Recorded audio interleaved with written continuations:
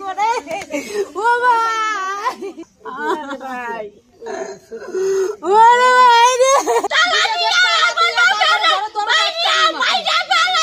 সালিশ হবে। আর তো যদি সালিশ হয় তাহলে নিয়ে আসে, আর যদি সালিশ না হয় তাহলে আর ছেলে আমি আনবো না। উনি বললো যে না সালিশ হবে, মাতবররা বলছে। হ্যাঁ, তা আমি ছেলে নিয়ে আইছি। নিয়ে আসলে এবার সারাদিন বাড়ি ছিলাম, কেউ চাপে নাই বাড়িতে।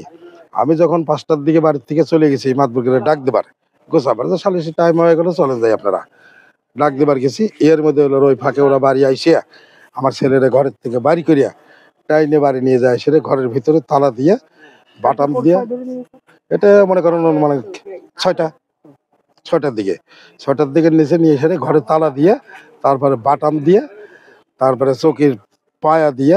নগদ পেমেন্টে 500 টাকা পর্যন্ত ক্যাশব্যাক আর লেনদেনে প্রতিদিন ডিপ ফ্রিজ এবং ঘন্টায় ঘন্টায় এসি টিভি সহ দারুণ সব গিফট। এদিকতে তাদের ওই শাম বিশ্বাস আর কিরাজন তাদের লোকজন পাঠায়, ছেলে পেলে পাঠায় নিয়ে গেছে তাদের বাড়িতে নিয়ে যায় গেটমেট বন্ধ করে, বাইরের কোনো লোকজন ঢুকতে দেয় নাই।